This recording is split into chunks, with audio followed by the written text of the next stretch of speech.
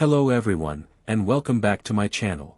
In light of today's global events and rising tensions in the Middle East, many are asking, what was the real relationship between Muslims and Jews throughout history? After the fall of the Roman Empire, Jews became an unwanted minority in Europe. The Catholic Church accused them of deicide, the killing of Jesus Christ, and this opened the door to centuries of persecution. Their holy books, especially the Talmud, were often publicly burned in an attempt to erase their religion. Just 1 year after the death of Prophet Muhammad, in 633 AD, a council was held in Toledo, Spain. There, the Catholic Church issued a shocking decree: all Jewish children were to be taken from their parents and raised as Christians. It was a sign of total repression, an attempt to erase Jewish identity altogether. In many European cities, Jews were banned from practicing certain professions, forbidden from owning land, and were often blamed for everything, from plagues to economic crises.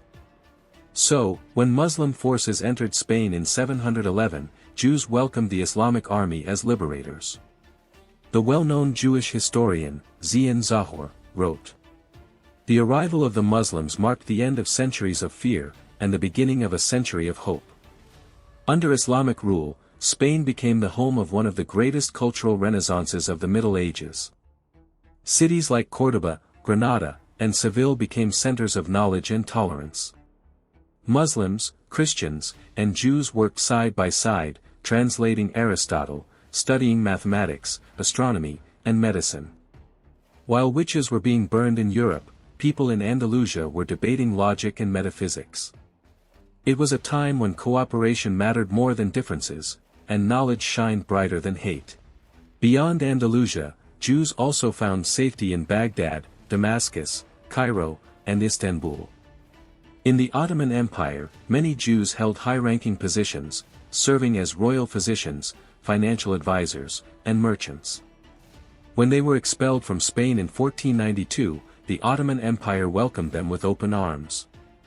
Sultan Bayezid II reportedly said, "How can I consider King Ferdinand wise, when he expels wealth from his country and sends it to me?"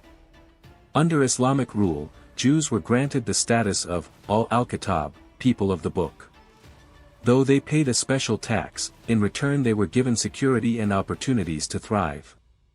And while Jewish communities could survive and grow for centuries in Islamic societies, in Europe, they faced the greatest tragedy in their history. During World War II, Nazi Germany carried out the Holocaust, the systematic extermination of the Jewish people.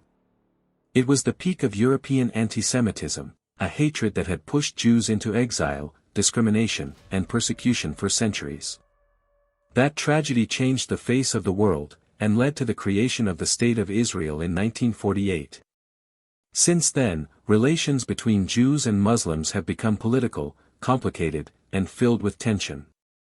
Today, in 2025, there is war in Gaza between Muslims and Jews, with horrific crimes being committed on both sides.